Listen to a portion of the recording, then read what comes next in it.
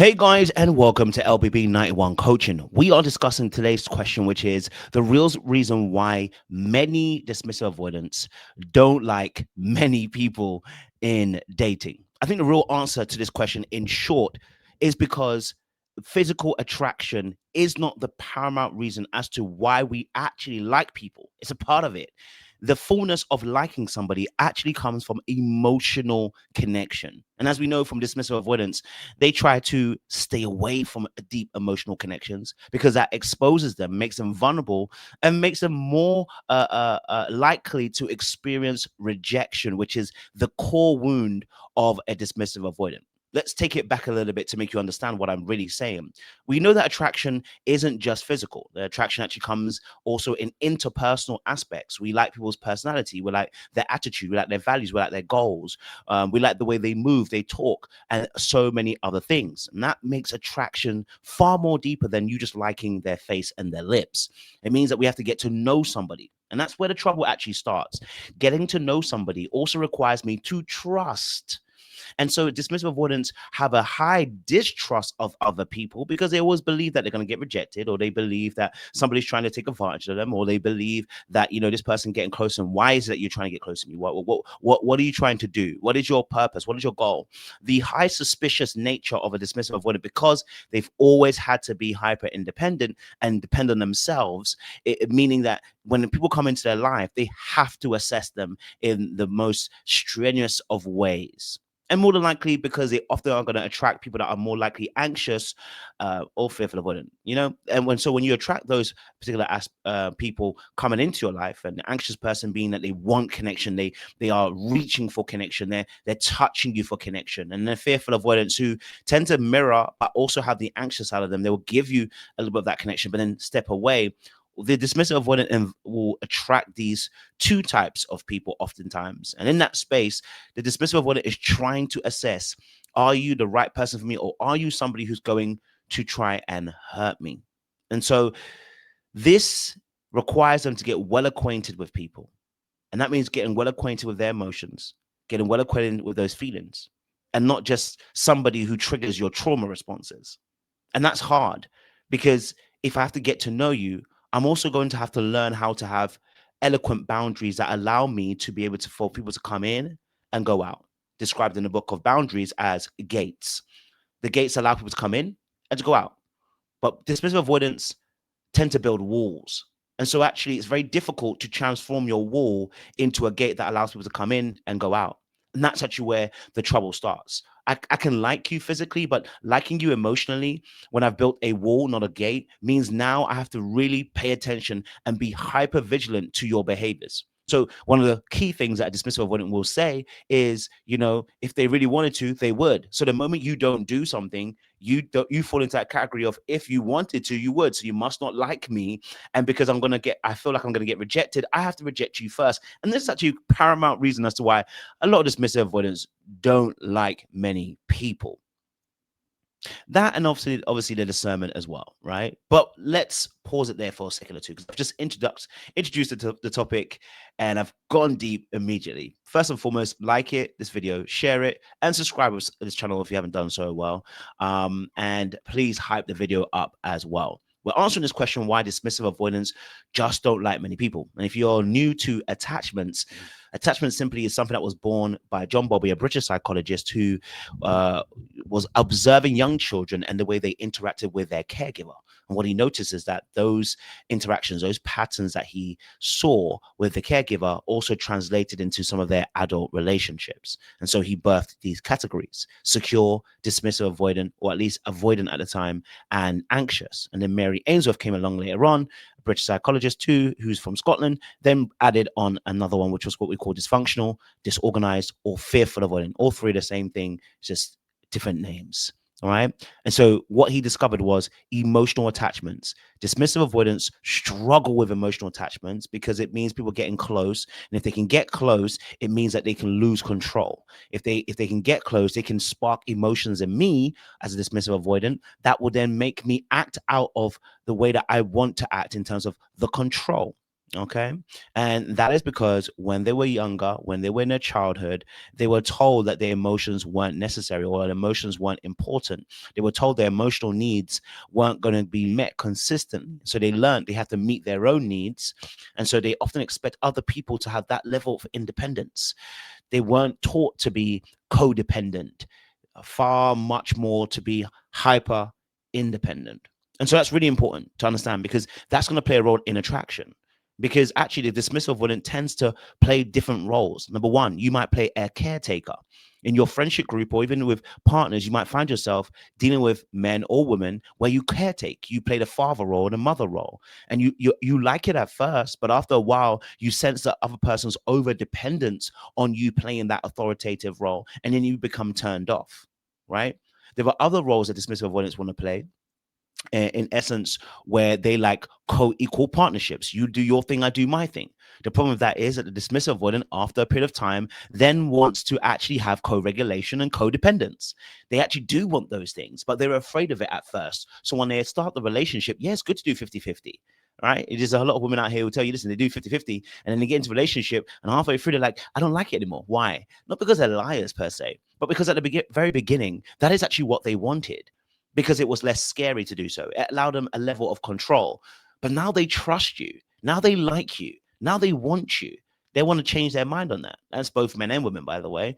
And now they've changed their mind on that because actually it doesn't allow for them to be able to rest. It doesn't allow for them to be able to engage in the relationship in the way that they want to now, right? Because now they trust you, they can give you a bit more. And so there are so many other different roles that dismissive avoidance can play. And maybe that's another video we can do a little bit later on, or comment in the chat. Let me know if you want to me to drop some of those roles in terms of relationship as a video. So the core dating problem that dismissive avoidance have is that they struggle to feel attraction or emotional spark unless it's a distant, unavailable, or idealized kind of thought process. Dismissive avoidance like the distance. It's why they actually end up dating fearful avoidance. But while they do like that, I also have noticed the pattern of dismissive avoidance falling in love with anxious people or liking anxious people because the anxious person confirms that they're wanted, they're needed, and they're desired. The problem is the anxious person doesn't turn it off.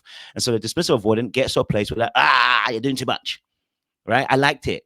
So then the dismissive avoidant will push them away, but then they'll come back a couple of days later when they've managed to calm their nervous system down and come back again. Why is that? Because actually the anxious person is confirming for them that they are loved, they are wanted, they are desired, their emotional needs do matter. They're seeing somebody put them first as a priority, which they did not see as a child because they put everybody else's needs first in order to accommodate them so that their own emotional needs weren't a burden for other people.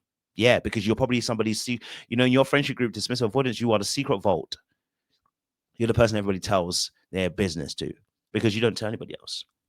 You don't have to keep it close. Okay. So the underlying belief here with dismissive avoidance in the dating aspect is if you get close, I'm going to lose control. So I need to control the pace of intimacy that I am okay with. The problem with that is that the control tends to then suffocate the other partner who then has to go at your pace.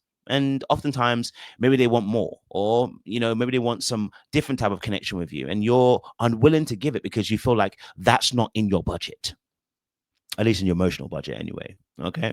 And so this then leads what we call to patterns of behavior, which is what I do with my clients. I'm always trying to get them to see the pattern. So if you do coach with me, you already know how I am. We want to grow, transform, and we want to heal. And what I'm trying to get clients to see is how your childhood actually impacts your adulthood. And I want to show you that whenever we are talking, because that's the most important thing that's going to transform you to a healing place, and to a growth mindset when you can start spotting how your past is affecting your present right now.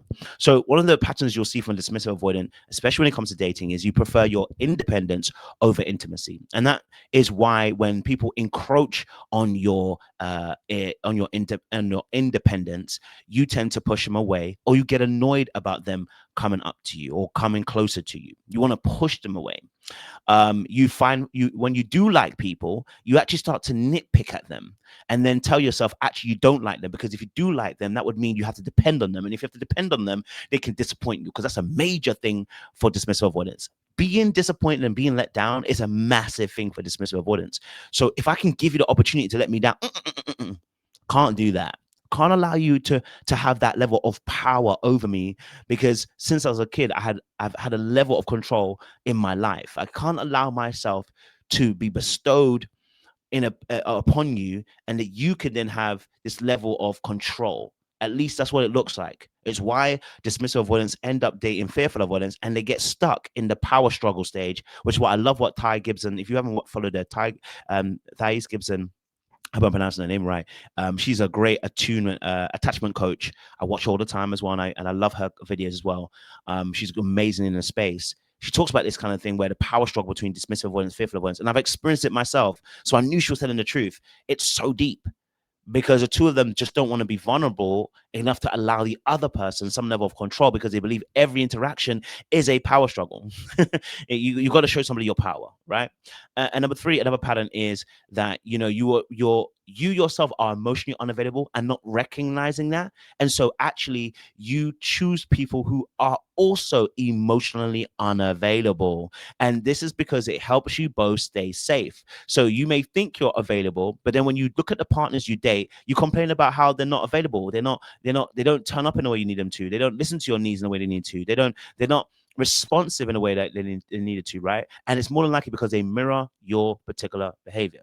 Okay, all right. So some people hide behind this thing in dating where you say, "Look, I'm just really picky," or you're not into someone. I'm not really into people like that. And what that really is your fear of being rejected, and your fear of actually having to go deeper with people, because it would mean giving up more of your independence. Okay, and so you allow your disinterest to be your place of safety, because what it does, it allows you to stay almost in the background rather than coming to the foreground to integrate and interact with people in a way that requires a level of depth. It's not to say you don't have it. You have it. In fact, that's the reason why you're even doing this. Dismissive avoidance have a level of depth like anybody else does, but the problem is getting to that thing. It's almost like having a diamond that's covered in dirt. I just spat there, but don't worry about that. It's almost like having a diamond covered in dirt, and this dirt is very thick and it's very grungy, and you have to kind of scrub it until you can get the diamond out. And then to even get the diamond, you need to refine it, and that's oftentimes what I see dismissive avoidance. That there is a process to getting to that space, and oftentimes the dismissive avoidant is suspicious of people and their actual motives as to why they do what they do, and so and I probably have to do another video about this. The funny thing that will happen is a dismissive avoidant has levels of trust that they take you through a process. And obviously, the more trust they have for you, the more they allow you in, which obviously makes sense. But it takes a level of consistency to get there, which is what anxious people do. They can be incredibly consistent. The problem is that the triggering that happens pushes the avoidant person away. And I think the last thing here amongst this also is, and I think another thing that dismissive avoidance will hide behind is, I have high standards.